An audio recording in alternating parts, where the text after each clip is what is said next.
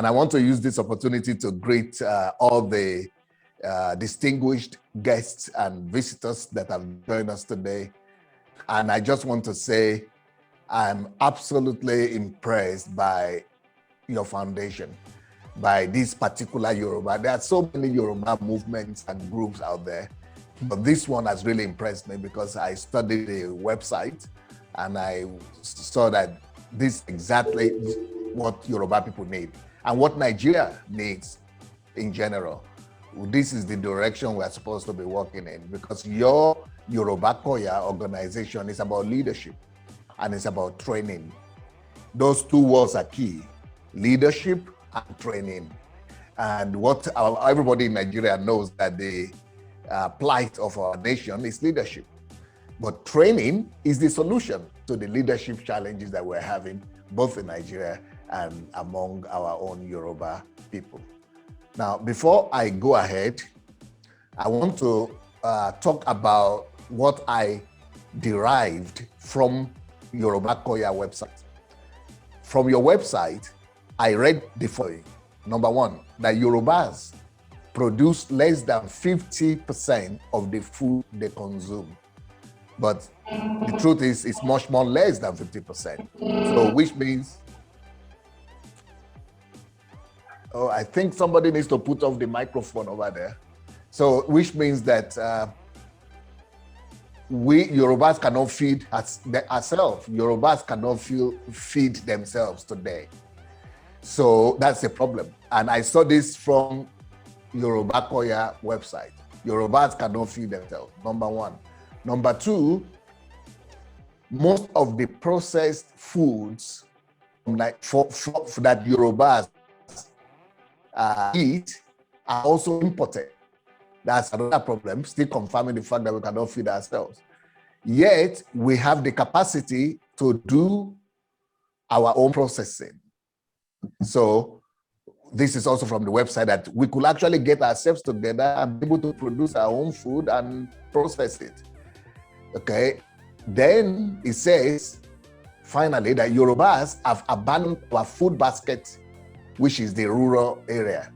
So Yorubas have left the villages and they have abandoned the rural areas, which is supposed to be the food basket. So we are, your organization is acknowledging the problem that Yorubas have.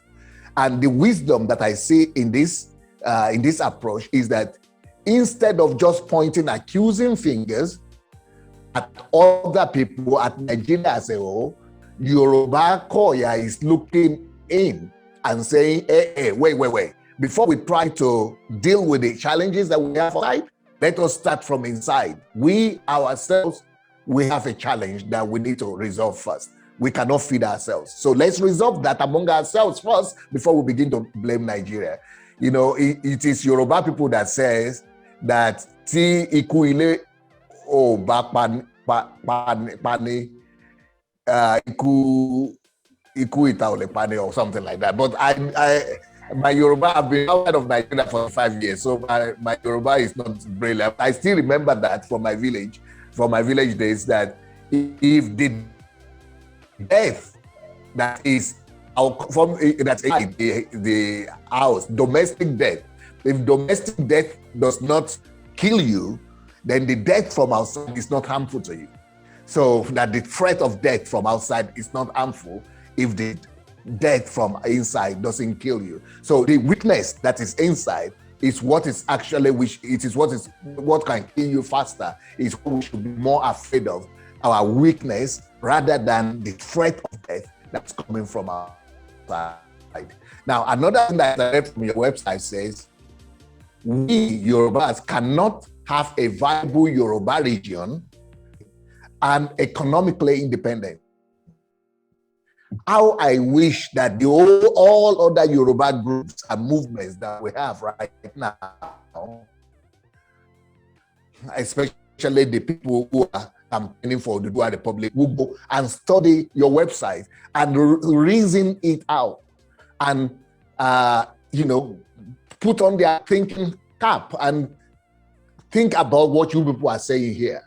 Because Yoruba, we cannot be viable either as a region or as a republic if we don't solve these key economic issues, especially issues of agriculture and economy in general, dependency, we need to become economically viable by being independent economically. And one way to do that is through agriculture. That's what we've always had, because we're an agrarian society. We're not yet an industrialized society. So agriculture is our fastest way to come out of economic dependence. And you people recognize that, and that is wonderful. And that's why your focus is powerful. Leadership and training. And this is what all Yoruba people, all Yoruba intelligentsia, all Yoruba elites, this is what they were supposed to be focusing on.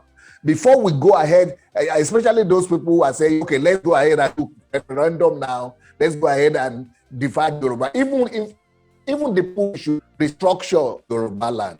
I mean, Nigeria. We want to have our own. Good idea, laudable idea. But if we restructure without having economic independence, if we restructure without going back to agriculture when we cannot feed ourselves, it will still be the same situation where we find ourselves right now in Nigeria. We will go back to that same square one. We will still be in the same place of despondency, of helplessness. We will not be able to help ourselves. So the first focus is that we should, first of all, work on ourselves, make ourselves stronger, make ourselves capable of feeding ourselves, of producing what we need and what we consume. Then when we do restructuring, then we will be fit to be able to be, the kind of republic that we're dreaming of, or the kind of region that we're dreaming of. So that should be our priority right now. How do we get our people to apply their minds and resources to doing the honors, to doing what really matters? Now, some people think that what matters right now is just go ahead and demonstrate, go ahead and break the country, but what happens after that? So it is very important that Yorubas, in our conversation, we lay more emphasis not on sentiments, but on analysis. We should pay attention to facts and figures, empirical evidences. We should be talking about empirical evidences of where are the facts, where are the statistics that we as Yoruba people, we are fit to even function in Nigeria, talk less of breaking out. Because once we can solve our issues among Yorubas themselves, once we can solve the issue of leadership and training, we will discover that we will not need to go out of Nigeria again, because we will be so good and we will become the example that other regions will emulate. And that is exactly what was happening when Obafemi Awolowo was there. So we might think that we are righteous, we might think that we are good, but if the foundation is not fixed, well, we'll discover that we are helpless. Now, so I like this from the website as well. It says our youth are not encouraged to embrace agriculture as a viable profession. So this tells us now that if we want to fix this problem, we must encourage our youth to embrace agriculture.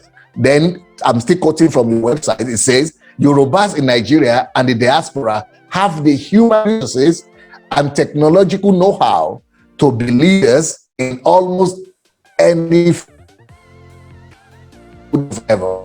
I like that. But this statement that I'm seeing here, that Yorubas in diaspora have the resources, and we need to put this in our people more, that we have the resources, but also we shouldn't overemphasize our significance, because a lot of people are shouting right now that Yorubas can do everything. We can. I said, show me your results. What have you done? What are people who are saying we should break away? We have this to do this. Let's make a list of all the technological know-hows that we say Yorubas can bring. Let's make a list of all the human resources that we say Yorubas have. And even these people in diaspora, are they willing and are they ready to come back to Nigeria and build Yoruba land? That's another question altogether. But what I'm saying is that it's a good thing that we have self-confidence that we can make it. So in my own case, when I came to Europe, in my university, we had 16,000 students, and they are from 99 countries.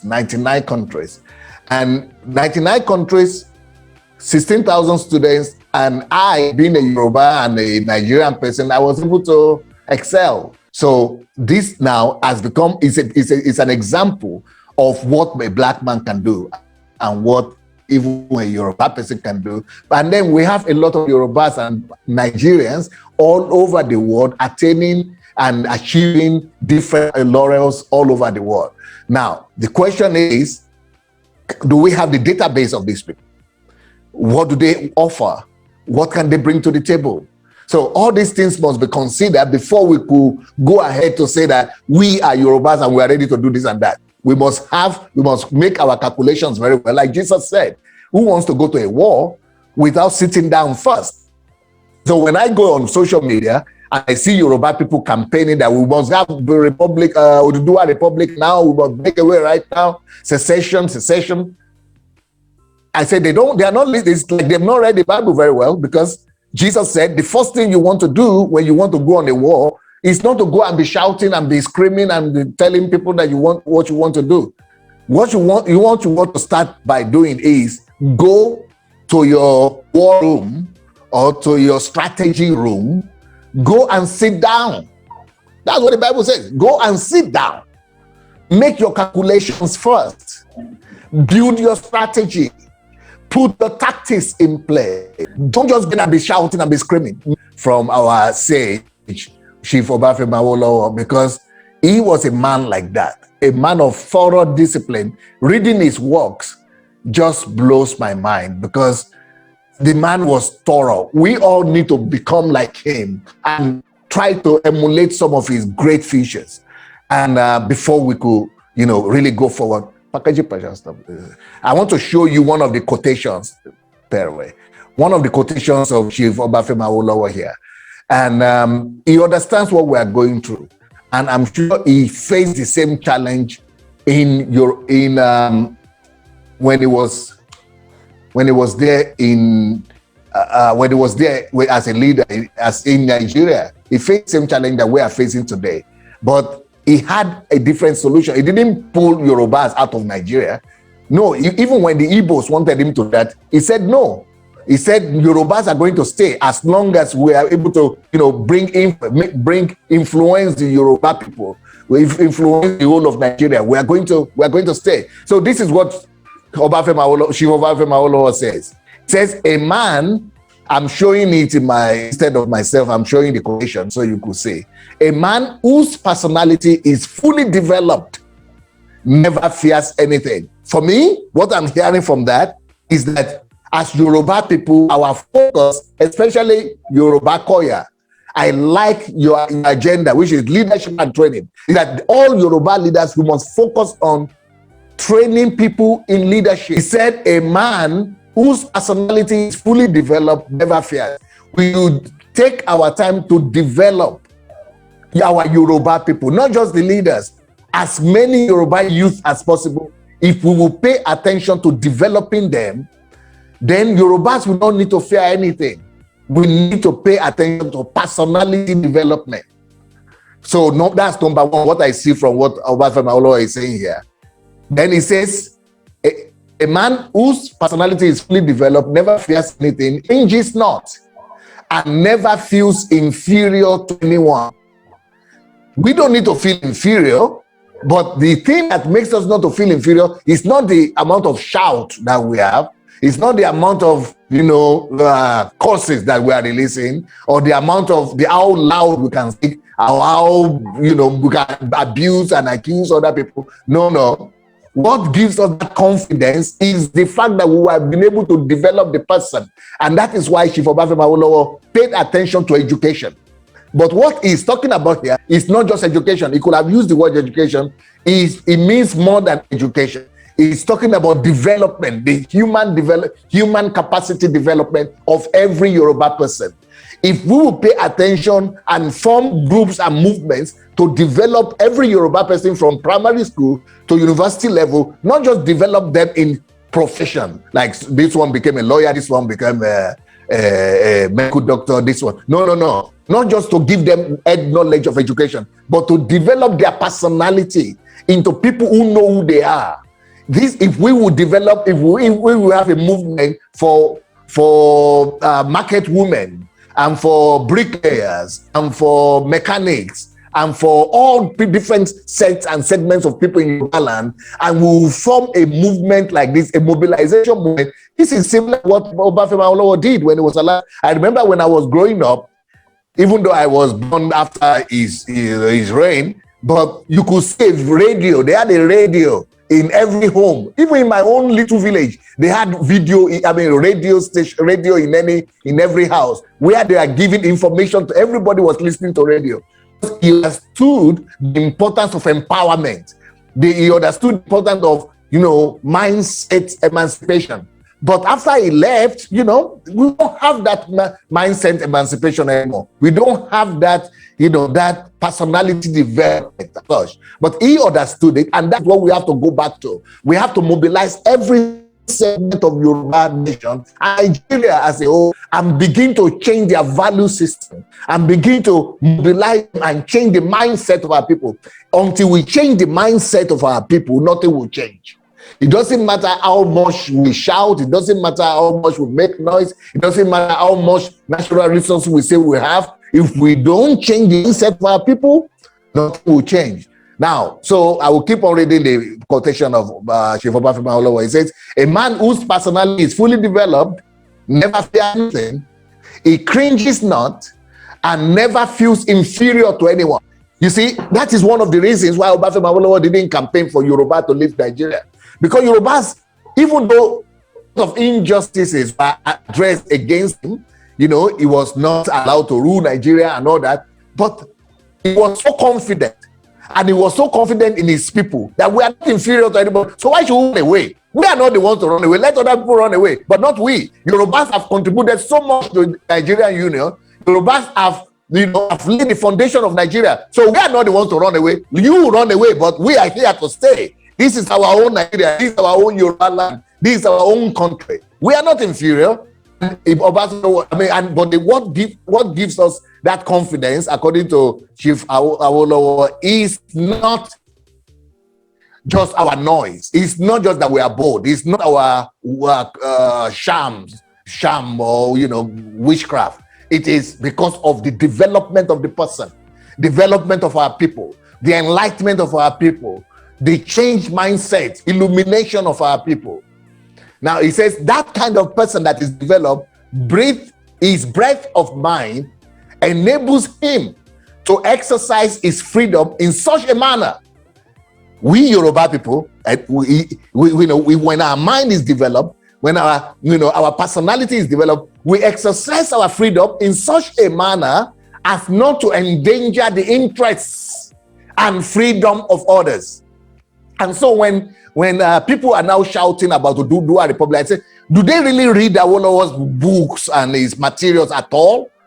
We have to follow his philosophy. This man was great. He was a philosopher. We have to get his philosophy. And so what he's saying is that once you are free, once you are developed, even though you might have some advantages over other people, but you don't flaunt that. You don't put that in front. You don't want to endanger anybody's interest. So there are other people. You understand that you are living in the country where there are other nations and other nationalities also. So you don't want to endanger their interests or their freedom. You don't want to disturb them anyhow. Because it says he is a citizen of the world. So if Obafemi Awolowo is calling everybody a citizen of the world, who is truly different, who is truly known for section, he is a citizen of the world. Will he secede himself from the whole world? No, he's developed enough to know that I am one with my neighbor. I am one with the Ibibio people. I am one with the Hausa people. I am one with the Fulani people, with Igbo. We are one citizens of the world, of one nation and one world. We are citizens of the world, free from narrow prejudices. So he's talking about narrow prejudices. Our culture is a culture of prejudice. We have prejudices about Hausas, we have prejudices, and they have about us too. But a man that is truly developed, not educated, he's not talking about someone, because you could be educated, you could have PhD, doctor, and still have prejudices, because you are not developed. But here, Obafemi is talking about someone who is truly developed, mentally developed, will not have prejudices. He is what he is because the three main constituents of his entity, his body, his brain, and mind are fully developed. You see, it's about development. And this is what we need to give to Yoruba people. If we could empower, enlighten, reorient our Yoruba people, this is the biggest gift, to make sure that they are developed. They are not just educated by getting knowledge in school, but they are developed as humanity, as humans. Then he puts the word in what do you call it? Latin here.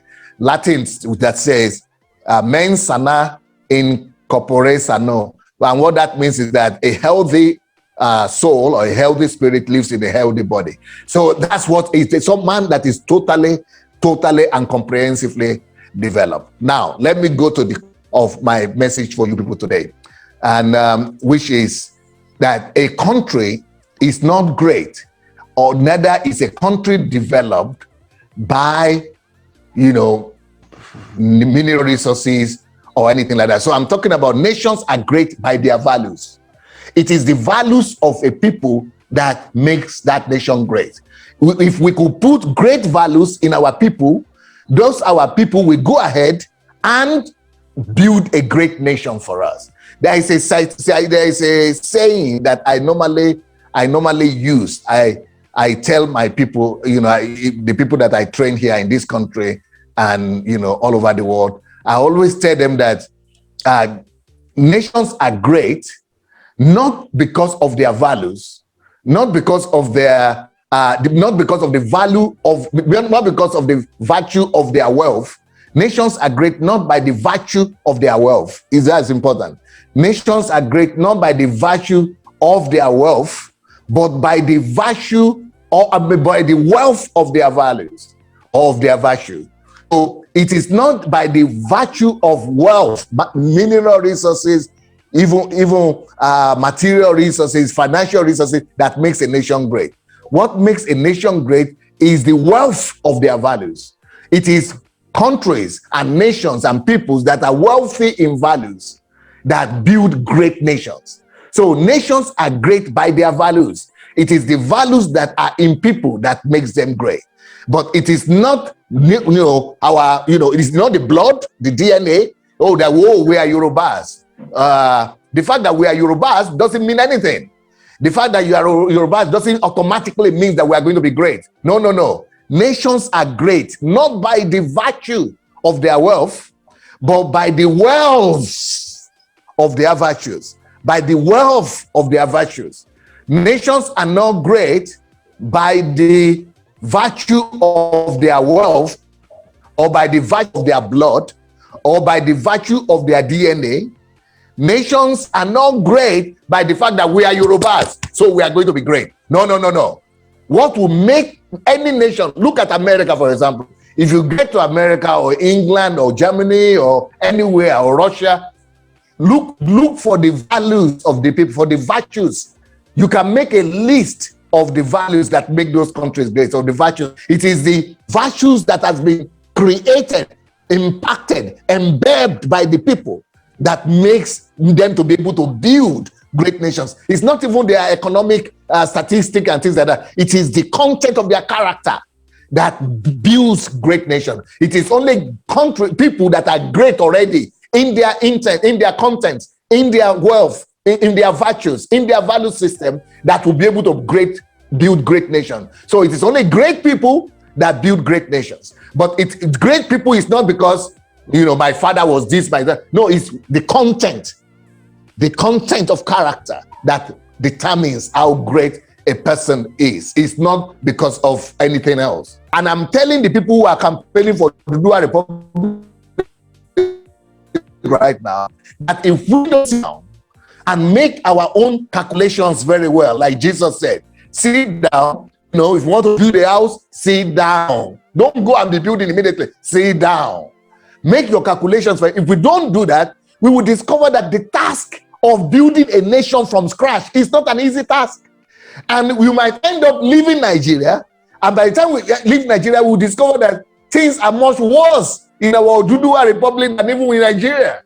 Critical thinking is based on the fact that intellectualism starts with asking questions. So no education, you are not educated if you don't ask questions in the West. The ability to question everything, the ability to ask questions is what education is all about. And because questions is the mother of innovation. It is called intellectual curiosity.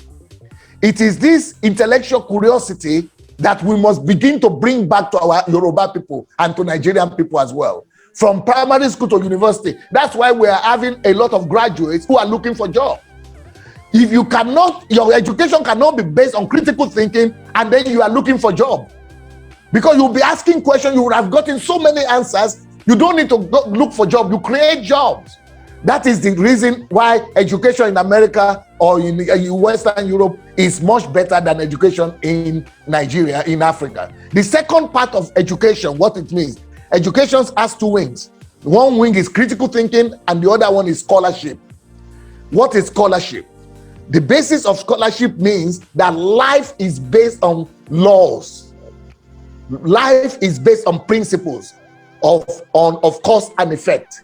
So if you go to school and you finish PhD and you don't know that life is based on cause and effect, that life is based on laws, then you are not educated. So those things, but in our own climate, our people don't want to believe that life is based on cause and effect. And because of that, that's why we have all these churches all over the place. I'm a pastor, but I'm against what is happening in Nigeria right now. Every street is full of churches. And we are closing down factories, we are closing down industries, and we are starting churches. Because we don't think that life is based on cause and effect, on principles. We think that life is based on God's grace or God, some celestial powers, some myth, some mythical thinking, or some superstition. So as long as our people will be thinking that life is based on superstition, we will never be able to build a great country. So these are the content of character. These are the things that form the great nation, great people that builds great nation.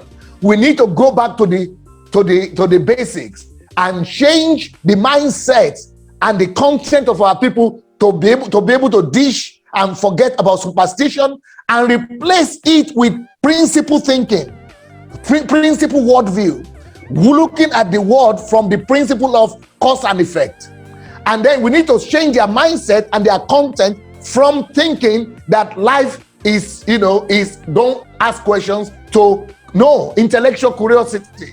All these things are the things we need to build into our Yoruba and Nigerian people. If we change their mindset and the way they think, then we'll be able to have a new country.